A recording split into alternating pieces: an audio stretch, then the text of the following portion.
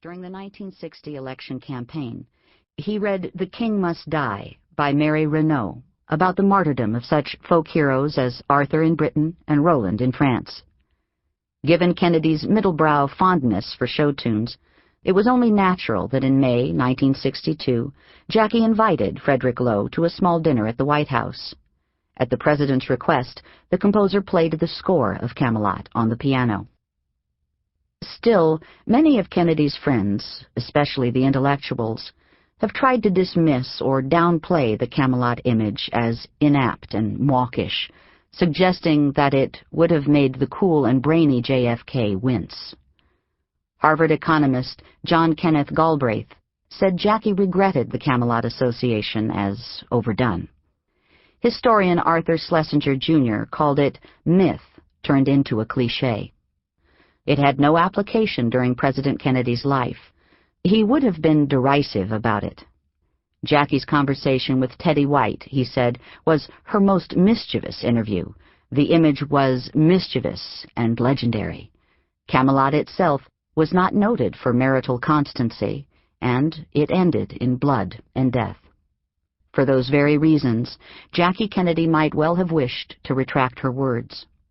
Although the Arthurian legend evoked battlefield bravery, King Arthur and his knights fighting to regain his kingdom, and idealism, the quest for the Holy Grail of perfection by the knights, it also, as Schlesinger pointed out, featured treachery, Arthur's nephew Mordred seizing his kingdom and taking the queen captive, and adultery, the love affair of Guinevere and Arthur's valiant knight, Sir Lancelot. But Jackie Kennedy never backed away from Camelot. What she wanted to convey was the magic of her husband's presidency, an interlude marked by grand intentions, soaring rhetoric, and high style. At the end of January 1964, in a letter to former British Prime Minister Harold Macmillan, she conceded that Camelot was overly sentimental, but maintained it was right, because those 1,036 days had been a brief, shining moment that would not be repeated. 2 years after the assassination, in 1,000 Days, John F. Kennedy in the White House, the book that set the template for the Kennedy years, Schlesinger himself described the period's life-affirming, life-enhancing zest, the brilliance, the wit, the cool commitment, the steady purpose. It was a view that remained undimmed for him and for many others, despite 40 years of tawdry revelations about JFK's reckless womanizing and his administration's decision to enlist the mob to assassinate Fidel Castro. The picture of the Kennedy White House has been blurred by this competition between the Camelot mythology and the powerful impulse to tear it down. Thousands of books, articles, and television documentaries have created a funhouse mirror in which reflections of the Kennedys jump cut from clarity to distortion. Hopes had been so high, the romance so strong, and the tragedy so great that the everyday reality of the Kennedy White House seemed insufficiently dramatic. Because Jack and Jackie were such magnetic stars, their supporting players and their complex interactions with the Kennedys were often overlooked or given short shrift. But with the passage of time, emotions have softened, and members of the Kennedy circle, including many who have never spoken publicly before, discussed their years in the limelight with detachment and a sense of perspective. Fresh insights were also drawn from previously unavailable letters and personal papers. The story that emerges, recounted in this book, is more compelling than the Kennedy mythologies. It is a story of people selected by history, some with extraordinary talents, others blessed with the gift of loyalty, struggling to guide the United States through perilous times, even as they wrestled with their own frailties and the temptations of power. From the remove of 4 decades, the Kennedy White House emerges not as a model of enlightened government, nor as a series of dark conspiracies, but rather as a deeply human place. The Kennedys may have been Democrats, full of compassion for the poor and dispossessed, but the image of Jack and Jackie as king and queen surrounded by their court had occurred to many people familiar with the administration. The British political philosopher and formidable Oxford don, Isaiah Berlin, a guest at several private White House dinners, saw the Kennedys as Bonapartist, finding parallels in Napoleon's brothers who, like Robert F. Kennedy as Attorney General and Edward M. Kennedy as U.S. Senator, held responsible positions in the government. Berlin found further similarities in the aides who served their leader. Devoted, dedicated marshals who liked nothing better than to have their ears tweaked. Kennedy's men with shining eyes, Berlin observed, had a great deal of energy and ambition, and were marching forward in some very exciting and romantical fashion.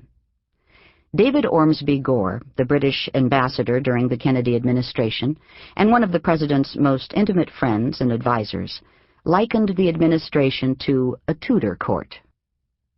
Richard Neustadt, then a professor of government at Columbia University, mused that the Kennedy court life, a sinecurial arrangement last seen in the White House of Theodore Roosevelt, had the equivalent of apartments at Versailles and latchkeys for the weekends.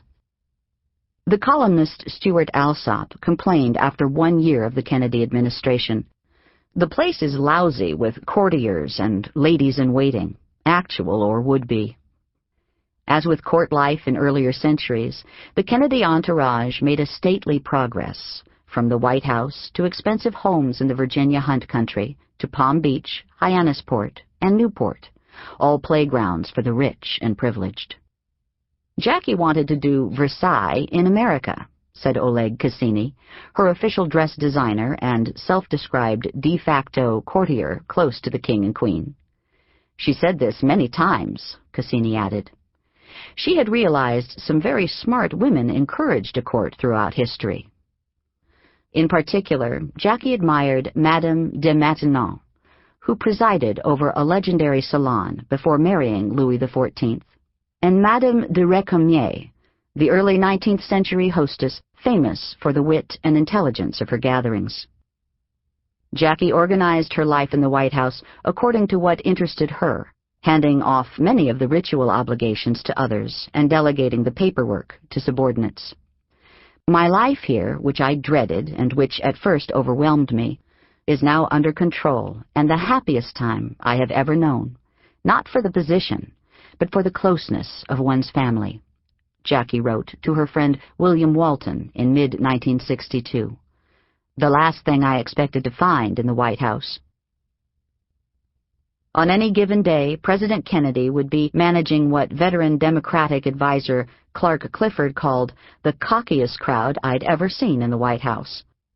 A group of West Wing aides that National Security Advisor McGeorge Bundy likened to the Harlem Globetrotters passing forward, behind, sideways, and underneath. At another moment, JFK might be swimming in the White House pool, heated to 90 degrees for his ailing back, with his trusted factotum, Dave Powers, and a couple of fetching West Wing secretaries, or having a tete-a-tete lunch, grilled cheese, cold beef, consommé, with Jackie, or clapping his hands 3 times to welcome his 3-year-old daughter, Carolyn, into the Oval Office. Jackie, meanwhile, might be at the long table in the treaty room on the 2nd floor of the White House, smoking her L&M filtered cigarettes and scribbling memos on foolscap, or composing a letter to French Culture Minister André Malraux, one of her mentors. Perhaps she would be bouncing on the canvas trampoline on the South Lawn to relieve stress, or curled up with Marcus Cecchi's The Cardinal de Bernis, a biography, or ducking into the White House school in the 3rd-floor solarium, where the squeals of children competed with the yelps of 5 dogs and the chirps of 2 parakeets, part of a menagerie that brought to mind Teddy Roosevelt's days in the executive mansion. In the evening, Jack and Jackie would typically host a dinner for 8, a collection of close friends with an imported New York artist or writer as a new face, as Italian songs played softly on the Victrola. The conversation, invariably informal and candid, might touch on the Queen of Greece, nothing but a busybody, seeming to save the world but basically building herself up, according to Jackie, the origin of the French ambassador's pinstriped shirt, Pierre Cardin, not Jermyn Street in London, the character of Richard Nixon,